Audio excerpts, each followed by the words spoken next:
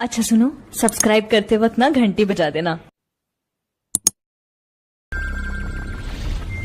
अंधेरे में दिल के चराग़े मोहब्बत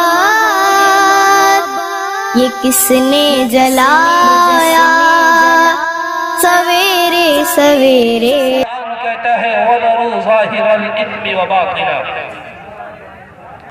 वदरू ज़ाहिरल इस्मि व बातिना। होश के कानों से सुनिएगा, होश के नाखून लीजिएगा और दिल के कानों से सुनिएगा।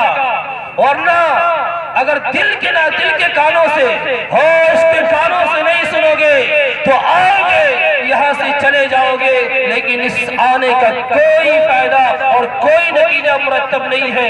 आए हैं, अपनी नींद को कुर्बान किया है, अपने वक्त को कुर्बान किया है, तो कुछ ले करके जाएं, कुछ सुन करके जाएं, कोई जज्बा ले करके जाएं, कोई उमंग ले करके जाएं, कोई हौसला ले करके जाएं, कोई हिम्मत पैदा करके जाएं। ऐसा ना हो कि आए हो और यहाँ से हम बेजज्बे की चले जाएं, बेहिम्मत के चले जाएं, बेहौसले के चले जाएं।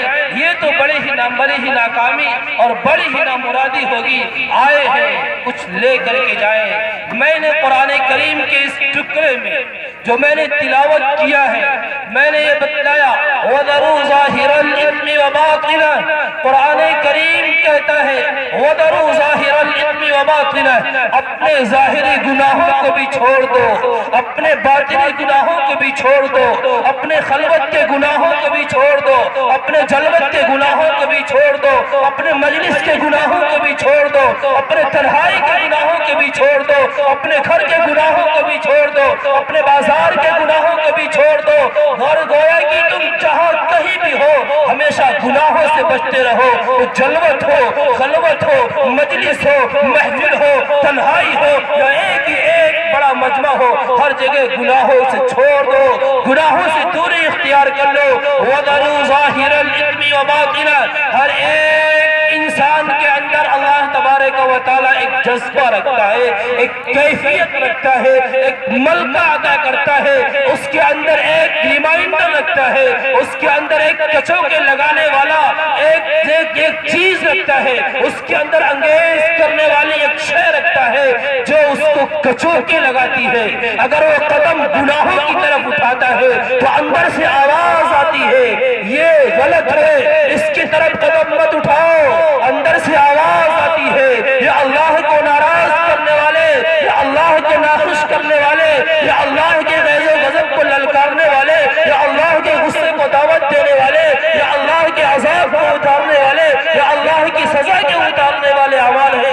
इनसे अपने आप को रोको, इनसे अपने आप को रोको, इनसे दूर रहो। इस मलके का नाम, इस कैफियत का नाम, इस अंगेज करने वाली सलाहियत का नाम, इस रिमाइंडर देने वाली उस सलाहियत का नाम, वो हरी लाइन दिखाने वाली उस काबिलियत का नाम, उस मलके का नाम हया है। हया है, हया। हम सब साहिब ईमान हैं। अल्लाह तबारक व तआला ने ईमान की दौलत हमें नवाजी है। ईमान क्या है, हया का उससे क्या जोड़। गौर से सुनिएगा, ईमान और हया, हम अगर बेलिबास हो, अगर हम नंगे हो, हमारे जहनों पर और हमारे दिमाग, हमारे जिस्मों पर लिबास न हो, हम कहां कहां जा सकते हैं, हम अपना कदम कहां निकाल सकते हैं और कहां से अपने कदमों को रोक सकते हैं। आप इस तस्वुर को अपने ज़हन में रखिएगा। अगर हम नंगे हो तो हम कहां जाएंगे और कहां नहीं जाएंगे। हम एक कदम भी अपना नहीं निकाल सकते, हम एक कदम भी बिना लिबास के नहीं चल सकते। जब हमारे जिस्म पर लिबास आएगा उस वक्त हमारे अंदर एक चलने की अंदर से कुव्वत पैदा होगी। अभी ये लिबास नहीं था तो चलने से कौन सी चीज माने थी? तुम्हें चलने से कौन सी चीज मानी थी? क्या तुम्हारे पैरों में चलने की कुव्वत नहीं थी? क्या तुम्हारे पैरों में चलने की ताकत नहीं थी? क्या तुम्हारे पांव नहीं उठ रहे थे? उठने की اٹھانے کی طاقت بھی تھی، چلنے کی طاقت بھی تھی، لیکن اندر کا ضمیر ملامت کر رہا تھا، تیرے جسم پر لباس نہیں ہے، تو ننگا ہے، تو کیسے ایسے لوگوں کے سامنے جائے گا، تو کس طریقے سے لوگوں کے سامنے جا سکتا تھا؟ اندر کی ضمیر نے ملامت کیا، ہم رک گئے۔ اس ضمیر کا نام، اس انگیز کرنے والی صلاحیت کے نام وہ حیا ہے۔ تو الایمان عریان، ایمان ننگا ہے، الایمان عریان، ایمان ننگا ہے۔ آیا اس ایمان کو لباس پہنانا ہے، اب اس ایمان کو مستور بنانا ہے، اب یہ ایمان اس قابل ہو کہ ہم اس ایمان کو لے کر کے چل سکے، اس ایمان کو لے کر کے آگے بڑھ سکے، اس ایمان کو لے کر کے آگے چل سکے، اس کو ایک لباس پہنانا پڑے گا۔ الایمان عریان، ایمان ننگا ہے، وَلِبَاسُهُ الْحَيَاءُ، اس کا لباس حیا ہے، اس کا لباس حیا ہے۔ یعنی ایمان کے لیے حیا لازم ہے، ایمان مستور ہے، حیا ساتر ہے۔ حیا جو چیز ساتر ہوتی ہے وہ مستور کو گھیر کر کے رکھتی ہے، مستور کے اوپر پورے طریقے سے حاوی ہوتی ہے۔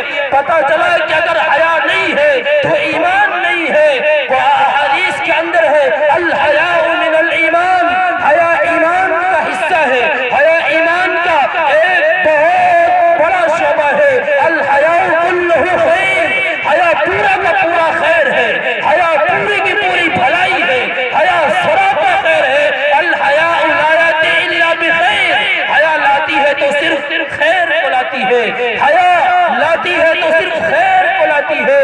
حیا، الحیاء والایمان توأمان، حیا اور ایمان یہ دونوں جڑواں ہیں، حیا اور ایمان ایک دوسرے کے لازم اور ملزوم ہے۔ اگر ایک مٹ جاتا ہے، اگر ایک ختم ہو جاتا ہے، اگر ایک کا جنازہ نکلتا ہے، اگر ایک رخصت ہو جاتا ہے، پھر وہ کس ڈگر پر، کس مقام پر جا کر کے کھڑا ہوگا، کس جگہ جا کر کے کھڑا ہوگا، اس کی کوئی ضمانت، کوئی گارنٹی نہیں ہے۔ اللہ کے رسول صلی اللہ علیہ وسلم ارشاد فرماتے ہیں اذا فاتک الحیاء فاصنع ما شئت، جب تجھ سے حیا فوت ہو جائے، جب تجھ سے حیا فوت ہو جائے، جب تیرے اندر سے حیا کا جنازہ نکل جائے، جب تجھ سے حیا نکل جائے، فاصنع ما شئت، تم سب کچھ کر سکتے ہو، تمہیں کوئی بھی چیز کرنے سے کوئی روکنے والا نہیں۔ تمہارے اندر کا ضمیر جب مر جائے، تمہارے اندر کا ضمیر جب مردہ ہو جائے، تم کچھ بھی کر سکتے ہو۔ اذا فاتک الحیاء فاصنع ما شئت، حیا کیا ہے؟ حیا سے کس کی حفاظت کرنی ہے؟ اللہ کے رسول صلی اللہ علیہ وسلم ارشاد فرماتے ہیں حیا یہ ہے کہ تم اپنے ذہنوں کی حفاظت کرو، اپنے سر کی حفاظت کرو، سر میں شامل تمام اعضاء کی حفاظت کرو، اس کا نام حیا ہے۔ یعنی جو اپنی آنکھوں کا استعمال کرو صحیح استعمال کرو، اپنے کان کا استعمال کرو صحیح طریقے سے استعمال کرو، اپنی زبان کا استعمال کرو صحیح طریقے سے استعمال کرو، اپنے ذہن کا استعمال کرو صحیح طریقے سے استعمال کرو۔ جو تمہارے افکار و خیالات ہیں، جو تمہارے ذہنوں میں آنے والے وہ نظریات و خیالات ہیں، ان خیالات کو پاکیزہ رکھنے کا نام، ان خیالات کو طاہر رکھنے کا نام، ان خیالات کو طیب رکھنے کا نام، ان خیالات کو صالح اور نیک رکھنے کا نام حیا ہے۔ حیا یہ ہے کہ اپنے سر کی حفاظت کرو، سر کے اعضاء کی حفاظت کرو، ذہنوں کی حفاظت کرو۔ اور اسی حدیث کے اندر آگے ہے اللہ کے رسول صلی اللہ علیہ وسلم ارشاد فرماتے ہیں کہ حیا یہ ہے کہ اپنے پیٹ کی حفاظت کرو اور پیٹ کے مشمولات کی حفاظت کرو، پیٹ جن حصوں کو شامل ہے اس کی تم حفاظت کرو۔ یعنی تم اپنے پیٹ میں غذا کون سی پہنچاتے ہو، پیٹ میں غذا کون سی داخل کرتے ہو، خوراک کون سی استعمال کرتے ہو، اپنے ان خوراک کو پاکیزہ کرنے کا نام، اپنے اس پیٹ کو محفوظ رکھنے کا نام حیا ہے۔ حیا یہ ہے، حیا یہ ہے کہ اللہ تبارک و تعالیٰ سے حیا کی جائے۔ اللہ یستحیی، اللہ تبارک و تعالیٰ اس بات کا زیادہ حقدار، اللہ حق و یستحیا، اللہ تبارک و تعالیٰ اس بات کا زیادہ حقدار ہے کہ اللہ تبارک و تعالیٰ سے حیا کی جائے۔ اللہ تبارک و تعالیٰ سے حیا کرنے کا مطلب کیا ہے کہ تم اپنے زبانوں کو، ابھی جن اعضاء کا نام لیا گیا ان تصور کرو، تمہارے ذہنوں میں یہ خیال آنا چاہیے، تمہارے سامنے یہ بات پیش نظر رہنی چاہیے کہ اللہ